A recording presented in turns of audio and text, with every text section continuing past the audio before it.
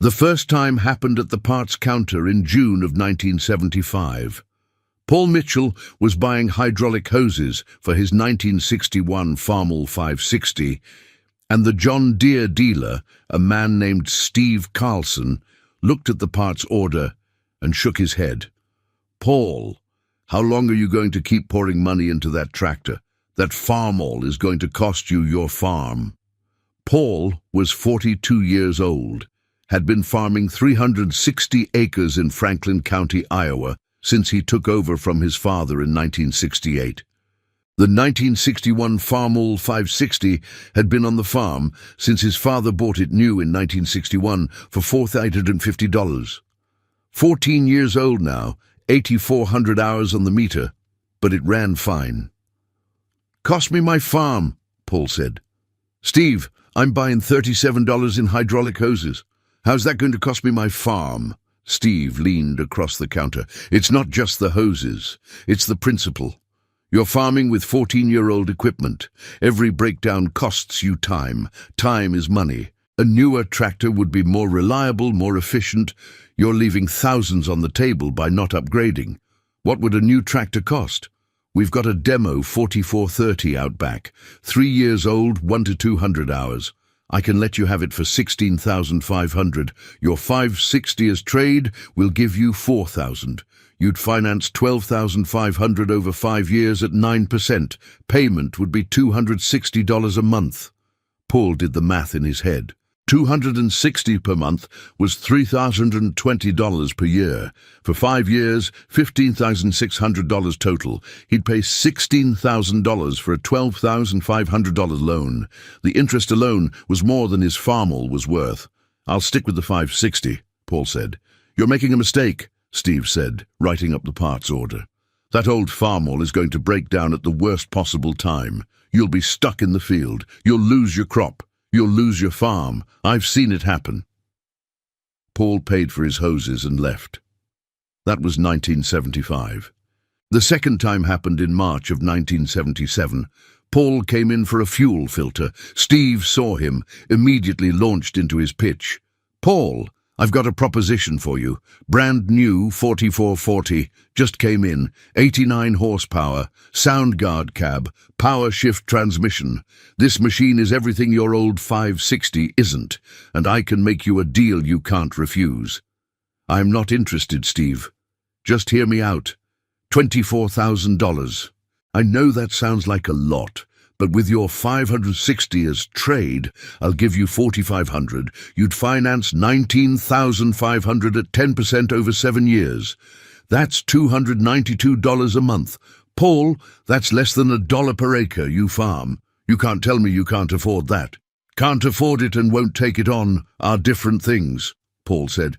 "I don't want debt, Steve. The 560 works fine." "For how long?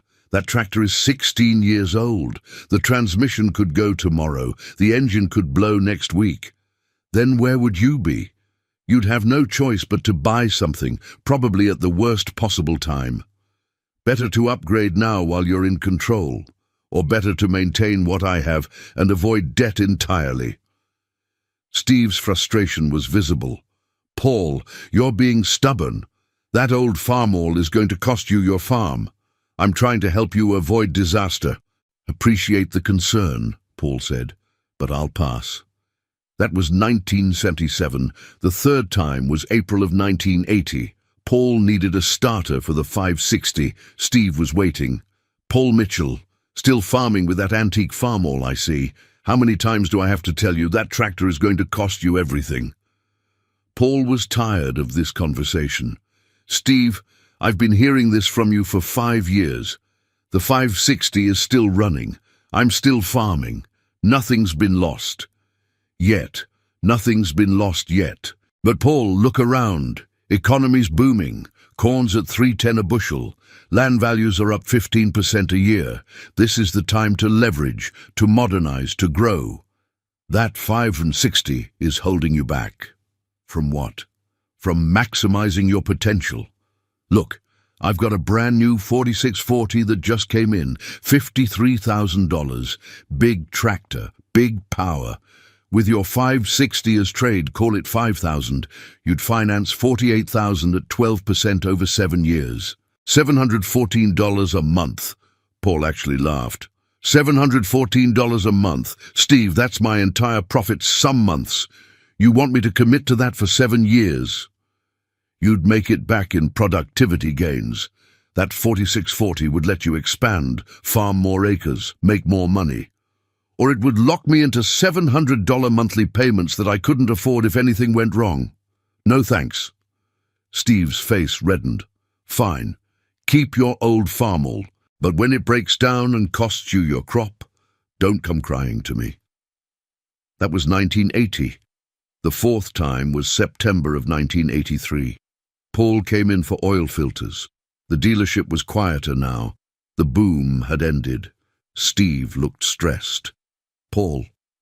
Steve's tone was different now, less aggressive, more desperate. I need to move some inventory. I've got a 1980 44440 that's been sitting for 6 months. Beautiful tractor, 3,000 hours. I can let you have it for 28,000. Your 560 is trade, 3,000. Finance 25,000 at 15% over 5 years, $593 a month. Steve, your rates went up. Banks raised them. Nothing I can do about that. But Paul, this is still a good deal. That 560 has to be close to death by now. It's 22 years old, still runs fine. Just put a rebuilt injector pump in it last month. Cost me $180. It'll run another 10 years. You're insane. You're farming with a tractor old enough to drink. That thing is going to cost you your farm. You've been saying that for 8 years. I'm still here. Steve didn't respond. Rang up the oil filters silently. That was 1983. The 5th time was June of 1987. Paul needed a water pump. The dealership looked rough now. Inventory was sparse. Steve looked older, thinner. Paul. Steve's voice was weary. You still running that Farmall? Still running it. How old is it now? 26 years. Steve just shook his head. I don't understand you. I really don't. You could have had a modern tractor, could have been farming efficiently. Instead, you're nursing along equipment from the Kennedy administration.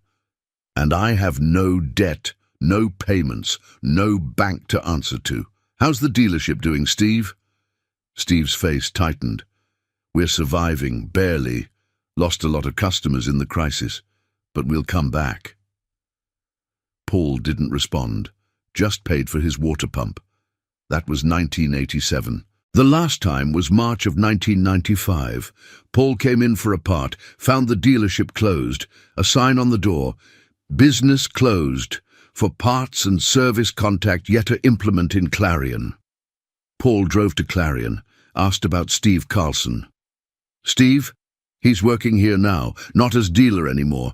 Lost his business in '94. He's in parts. Paul found Steve behind the parts counter. Steve was 68 now, looked 75, worn out, defeated. Steve. Steve looked up, recognized Paul immediately. Paul Mitchell. Let me guess. You need a part for that damn Farmall. Clutch disc, 560. Steve pulled up the part on the computer. Still running that tractor, after all these years. 34 years old now, still works. Steve was quiet for a long moment, then, you know what kills me, Paul? For 20 years I told you that Farmall would cost you your farm, told you you needed to upgrade, modernize, finance new equipment, and you said no every single time. I remember. I was so sure I was right, so certain that you were making a mistake, but here we are. You still have your farm, still have your old Farmall, and I lost my dealership. I'm sorry, Steve. Don't be. You were right, and I was wrong. That's all there is to it. Paul paid for his clutch disc, drove home, installed it himself over the weekend. He farmed until 2001, when he retired at 68, sold his 360 acres for $2,100 per acre, $756,000. The 1961 Farmall 560 was 40 years old by then, still running. Paul's son kept it, still has it today. Steve Carlson worked at the parts counter in Clarion until he was 74, retired on Social Security, died in 2008 at 79. The JD dealer said that old Farmall would cost your farm for 20 years. 20 years later, the farmer still had both the Farmall and the farm. The dealer lost his business. Sometimes the person giving advice is the one who doesn't understand risk. But the story of those 20 years, of those repeated encounters between Paul Mitchell and Steve Carlson, reveals something deeper about farming, about debt, and about who really understands risk.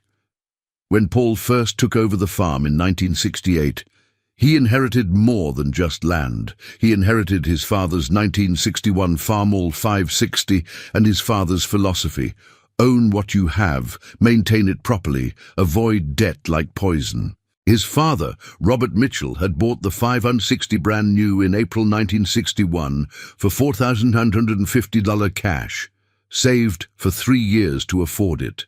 Never financed equipment, never would. Robert died of a heart attack in February 1968 at age 68, out in the field checking fence. Paul found him that evening still and cold in the snow. The funeral was on a Friday. The following Monday, Paul started farming. He was 35 years old, had worked alongside his father since he was 12, knew the land intimately. The 360 acres were paid off. Robert had bought them in 1942 for $87 per acre. Paid cash, saved from working at the John Deere plant in Waterloo during the Depression. The land was Paul's, free and clear. The 1961 Farmall 560 was Paul's, paid for 7 years earlier. No debt anywhere. Paul's approach was simple: maintain the 560 meticulously, farm conservatively, save money. That's what his father had done. That's what Paul would do. That first encounter with Steve Carlson in June 1975 set a pattern that would repeat for 20 years. Steve saw Paul as a customer who needed convincing. Paul saw Steve as a salesman who didn't understand that some farmers didn't want debt. After that 1975 encounter, Paul went home and told his wife Linda about Steve's warning that the Farmall would cost him his farm. "What did you say?" Linda asked. "Told him I'd stick with what I have." Good. Linda had grown up on a farm that her father lost in 1953. Lost it to equipment debt, to a dealer who'd convinced her father that he needed a new tractor to stay competitive. She'd watched strangers auction off everything, watched her father's shame, watched her family move to town. She'd married Paul in 1959 specifically because he didn't take risks, didn't chase growth, didn't believe in debt. Through 1975 and 1976, Paul farmed his 360 acres with the 560. The tractor needed normal maintenance, oil changes every 100 hours, grease fittings every use, occasional parts replacement. In 1976, the starter went bad. Paul replaced it himself, $47 in parts. The tractor kept running. The second encounter in March 1977 came right after Paul had planted his crop. He'd come to the dealership specifically because he knew planting season meant Steve would be pushing hard. Paul needed a fuel filter and wanted to get it quickly. But Steve had been waiting. The brand new 4440 sitting in the showroom was Steve's pride that spring. He'd sold 6 of them already, had 12 more on order. The economy was strong. Farmers were buying. Steve was making money. "Paul, I sold 3 4440s this week," Steve had said during that encounter. "You know who bought one? Your neighbor Tom Henderson. He traded in his old International. Said he was tired of farming like it was 1960. Tom can farm however he wants. But don't you want to keep up when all your neighbors have modern equipment and you're putting around on that old Farmall? Doesn't that bother you?" No. That answer frustrated Steve. He couldn't understand someone who didn't care about status, about appearances, about having the latest equipment. To Steve, farming was a business that required constant investment, constant upgrading, constant growth. To Paul, farming was a way to own land and maintain independence. After that 1977 encounter, Paul did something he rarely did. He calculated what financing a new 4x40 would actually mean. The payment Steve quoted was $292 per month for 7 years.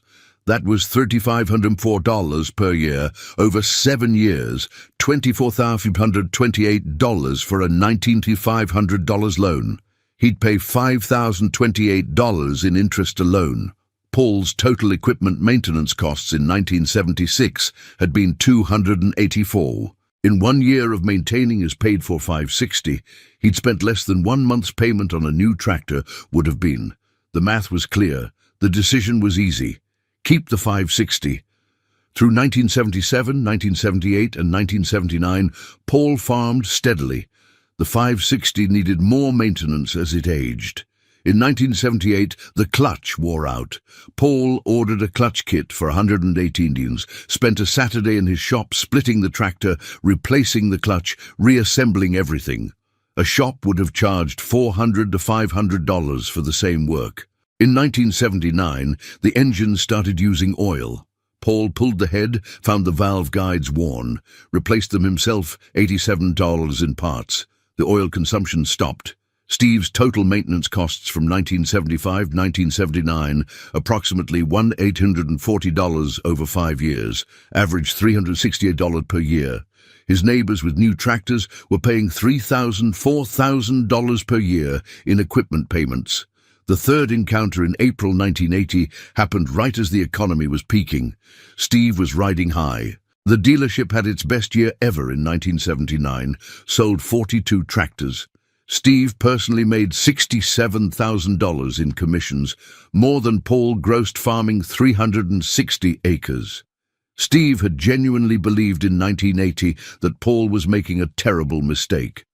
The economy was booming, prices were high, debt was cheap at 12%. Every farmer Steve respected was borrowing and expanding. Paul's conservatism looked like cowardice. "You're scared," Steve had said during that encounter. "That's what this is really about.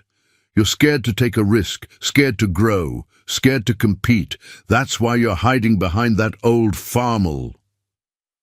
Paul had just looked at him, didn't argue, didn't defend himself. Just bought his starter and left. But Steve's words bothered Paul more than he wanted to admit. Was Steve right? Was he scared? Was his conservatism actually cowardice?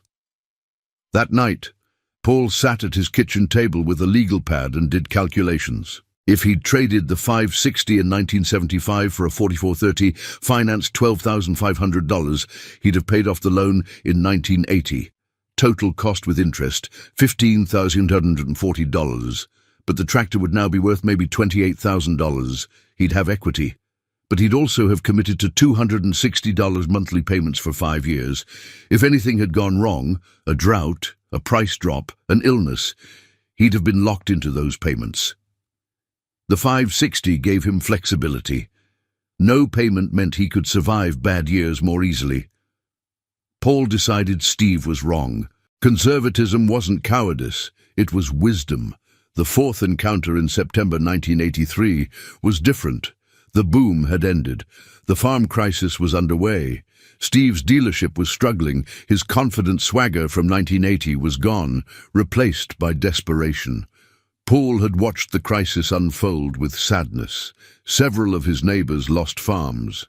Tom Henderson, who'd bought that 4440 in 1977, foreclosed in 1982. Tom's farm sold at auction for a fraction of what he owed. Tom moved to Des Moines, worked at the Firestone plant, never farmed again. Paul helped where he could. When Bob Peterson was selling out in 1984, Paul bought some of Bob's tools at auction for fair prices, hired Bob for harvest work at good wages. But Paul couldn't save everyone, couldn't save the system that was devouring farmers who'd taken on debt at the peak. Steve's dealership barely survived those years. Sales dropped 90% from 1980 to 1984. Steve laid off all his mechanics, cut staff to skeleton crew.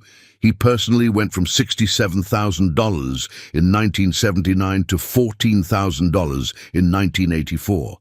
His comfortable middle-class life evaporated. The fifth encounter in June 1987 was somber. Steve looked broken. His dealership was still operating, but barely. He'd sold 3 tractors in the past year. 3. In 1979, he'd sold 42. "How's the Farmall?" Steve had asked during that encounter, and Paul heard genuine curiosity, not sales pitch. "Still runs fine. Put a rebuilt injection pump in it last year. Should be good for another 10 years at least." "How old is it now?" 26 years. Steve had just shook his head. 26 years. I've been telling you for 12 years that it would cost you your farm.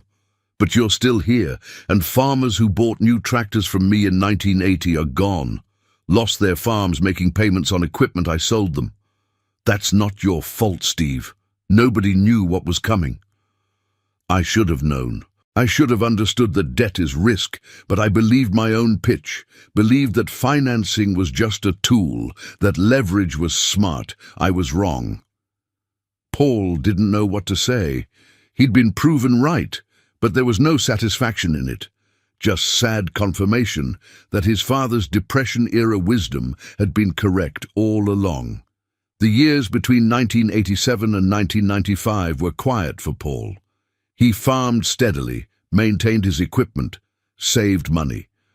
The 560 needed an engine rebuild in 1991. Paul did it himself over 2 weekends, $420 in parts.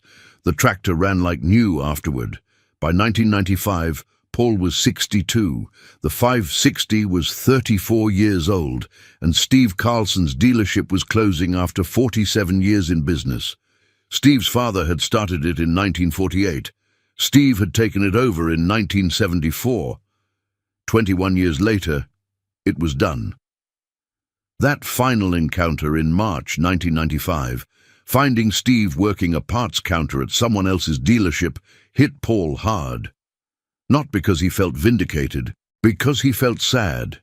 Steve had been wrong, yes, but Steve had also been a product of his time, his training, his culture. Dealers in the 1970s and 1980s were taught to push financing, to maximize sales, to convince farmers that debt was a tool for growth.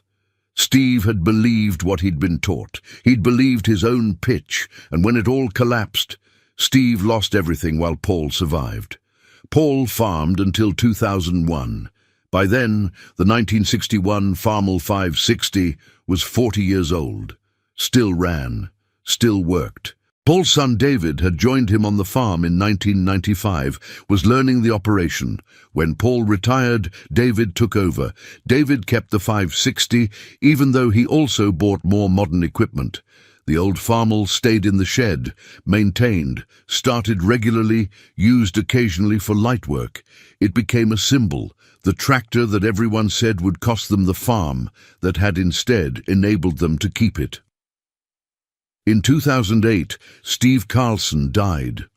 Paul went to the funeral. There were maybe 40 people there. Steve's wife had died 3 years earlier. His kids lived out of state, had their own lives. The funeral was sad, sparse, the end of a life that had peaked in 1979 and declined steadily after.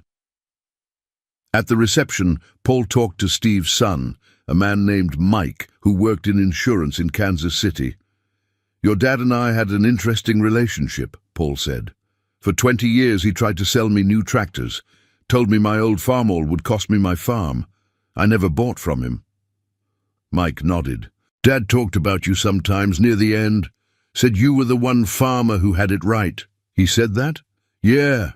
Said he'd spent his career convincing farmers to take on debt, and you were the one who refused. Said you were smarter than him." Paul felt a lump in his throat. "Your dad wasn't dumb, he just believed what he was taught."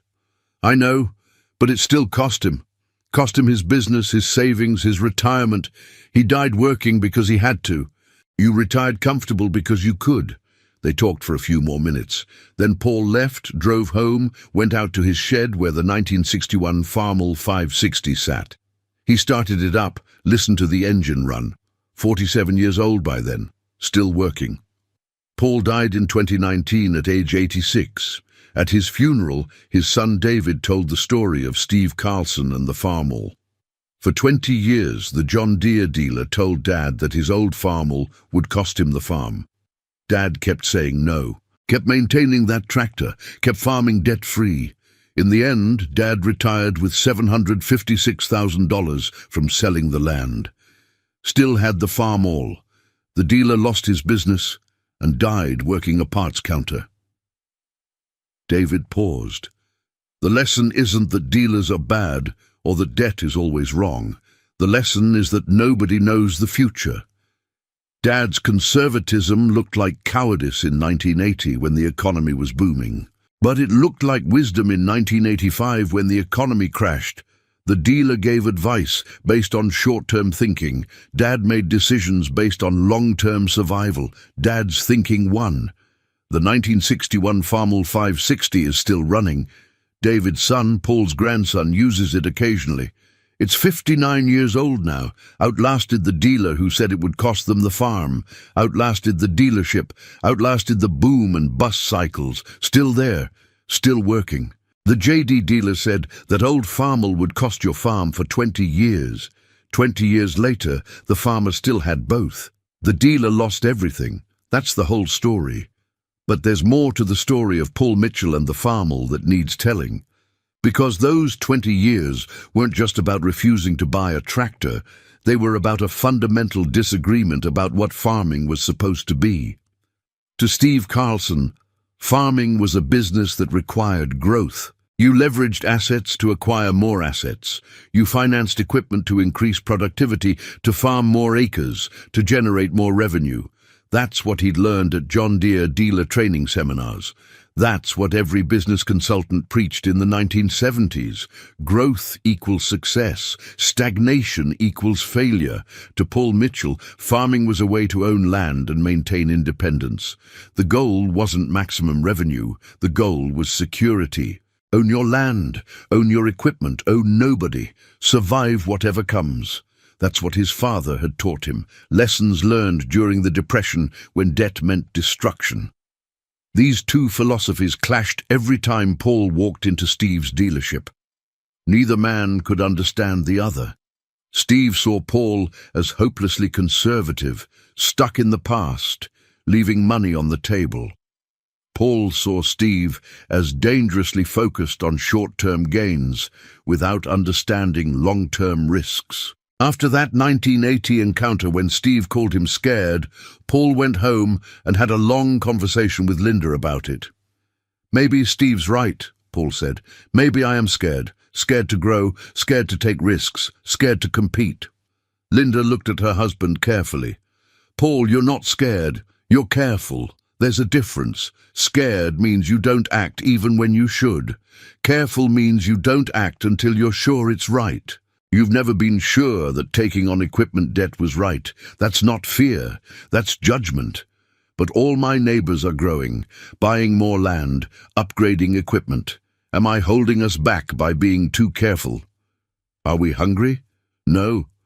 Do we have a roof over our heads? Yes. Do we own our land free and clear? Yes. Then we're not being held back. We're exactly where we should be. Safe, secure, independent. Paul thought about that. But we could have more. We could also have less. Much less. Your neighbor Tom Henderson could have more too. Instead, he's drowning in debt. Which would you rather be? That conversation ended Paul's doubts. He stopped questioning his approach, stopped wondering if Steve was right, just kept farming the way his father had taught him. The 1980s were brutal for Paul to watch, even though he survived them fine. He saw neighbor after neighbor lose farms, not because they were bad farmers, because they had debt they couldn't service when prices fell. Bob Peterson, who farmed 480 acres next to Paul, had bought a new John Deere 4440 and a new combine in 1979. Total debt, $87,000. When corn fell from 310 to 210, Bob couldn't make payments. Foreclosed in 1984. Bob's 480 acres sold at auction for $720 per acre, about half what it had been worth in 1980. After the bank took what they were owed, Bob walked away with $38,000 from land his grandfather had homesteaded. Bob moved to Waterloo, got a job at the John Deere tractor plant. The irony wasn't lost on anyone. Bob lost his farm to John Deere equipment debt, then went to work building John Deere tractors for other farmers to go into debt for. Paul tried to help Bob before the foreclosure. Sell the equipment now while it's still worth something. Discharge that debt. Keep the land. But Bob couldn't do it. If I sell the equipment, how do I farm? I need it to make the money to pay for it. But you can't pay for it. The math doesn't work at these prices. Prices will come back. They have to. They didn't. Bob lost everything, and Paul had to watch it happen. After Bob's auction in August 1984, Paul went home and did something unusual. He wrote a letter to Steve Carlson. Never mailed it, just wrote it as a way to organize his thoughts. Steve, you sold Bob Peterson a 4440 in 1979. Sold him a combine, too. Told him he needed modern equipment to stay competitive. Bob believed you. Took on debt he couldn't service. Lost his farm. You got your commission. Bob got destroyed. Who benefited from that transaction? Paul kept the letter in his desk drawer. Found it again years later after Steve's dealership closed. Read it, then burned it. No point in sending it. Steve had paid for his advice in his own way. Through the late 1980s and into the 1990s, Paul farmed steadily. The 560 aged but remained reliable. Every time something wore out, Paul fixed it. The tractor became a kind of project, a challenge. How long could he keep it running? In 1989, the front axle bearings wore out. Paul ordered replacements, $67 for the set. Spent a Sunday afternoon jacking up the tractor, pulling the front wheels, pressing out old bearings, pressing in new ones. 6 hours of work, saved probably $300 in shop labor. In 1991, the engine needed rebuilding. 28 years of use, probably 20,000 hours total, had worn the cylinders, the pistons, the bearings. Paul could have bought a used tractor for $8,000, $10,000. Instead, he ordered a complete engine rebuild kit for $420, spent 2 weekends in his shop tearing down and rebuilding the engine. It was meticulous work, each component cleaned, measured, checked against specifications, cylinders honed to remove ridges, crankshaft journals polished, new bearings installed to precise clearances, pistons fitted with new rings, timing set exactly. When Paul fired the engine after reassembly, it ran smoother than it had in 10 years. Linda came out to the shop when she heard it running. Sounds good. Runs like new. Should be good for another 10 years at least. How much did the rebuild cost? $420 in parts, maybe 60 hours of my time. Versus buying a different tractor? 8 to 10,000 for something similar. But then it'd be someone else's problems. This is my problems. I know everything about this engine now, know exactly what's in there, know it's done right. That rebuild represented something important to Paul. Not just frugality, mastery, complete understanding of the machine he depended on. When you rebuild an engine yourself, you're not mystified by it anymore. You know every part, every system, every potential failure point. In 1993, Paul turned 60. His son David, aged 26, came back to the farm after college. Worked a year in Des Moines at an insurance company, hated it, came home. Paul was glad to have help. David had modern ideas. Dad, we should expand. Buy more land, rent some ground, grow the operation. Why? Because that's what successful farmers do. They grow. Says who? Says everyone. Agricultural economists, farming magazines, the extension office. Paul took David out to the shed, showed him the 1961 Farmall 560. See this tractor? Yeah, old Farmall. I grew up with it. This tractor is 32 years old. Everyone's been telling me for 20 years that it would cost me the farm, that I needed to upgrade, modernize, grow. You know what happened to the farmers who took that advice? They lost their farms. They lost their farms. This old Farmall, this obsolete antique, helped me keep mine. So when someone tells you that you need to grow, first ask, grow into what? Grow into more debt, more risk, more vulnerability, or grow into more security, more independence, more resilience? David understood, stopped pushing for expansion, learned his grandfather's philosophy through his father's example. When Paul retired in 2001 and David took over, David farmed the same 360 acres, didn't expand, just maintained what they had. When Paul attended Steve Carlson's funeral in 2008, he spent a long time thinking about the paths their lives had taken. Two men, same industry, same era, completely different approaches. Steve had chased growth and lost everything. Paul had maintained stability and kept everything. But Paul didn't feel superior, didn't feel like he'd beaten Steve. Just felt sad that the system had taught Steve the wrong lessons, had rewarded him for selling debt in the 1970s, then punished him for it in the 1980s. At Steve's funeral reception, Paul talked to other retired dealers. They all had similar stories. Big commissions in the late 70s, foreclosures in the early 80s, dealerships closing in the late 80s and 90s. An entire generation of dealers who'd sold farmers into debt they couldn't service. One retired dealer, a man named Frank Morrison, said, "We thought we were helping them, thought modern equipment would make them more efficient, more profitable. Didn't understand we were loading them with fixed costs they couldn't sustain when prices fell." "Did you know prices would fall?" Paul asked. "No, nobody did, but we should have understood the risk, should have warned farmers that debt is dangerous. Instead, we sold them on the idea that debt was a tool. We were wrong." Paul left the reception thinking about responsibility. Were the dealers responsible for the farmers who'd lost everything? Or were the farmers responsible for their own decisions? Probably both. Probably neither. Just a system that incentivized debt and punished caution until it collapsed and reversed those incentives. In his final years, Paul sometimes gave talks at farm conferences about his experience. He'd tell the story of the 560, of Steve's warnings, of refusing to upgrade for 20 years.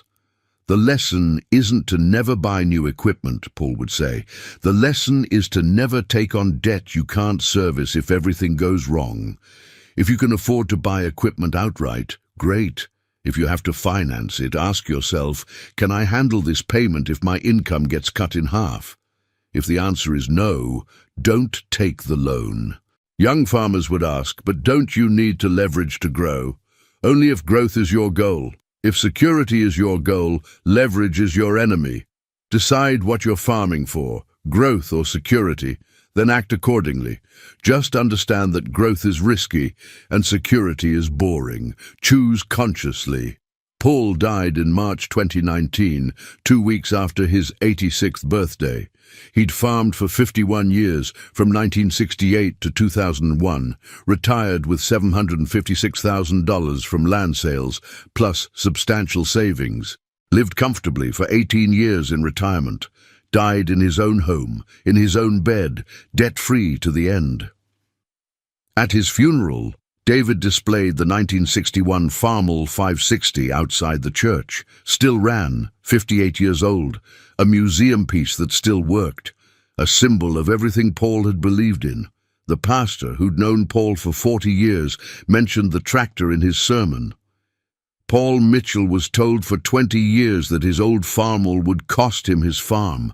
He was told by experts, by businessmen, by people who should have known better. But Paul knew something they didn't. That ownership is better than appearance. That security is better than growth. That boring and solvent is better than exciting and broke. He kept the Farmall, kept the farm, outlasted everyone who told him he was wrong.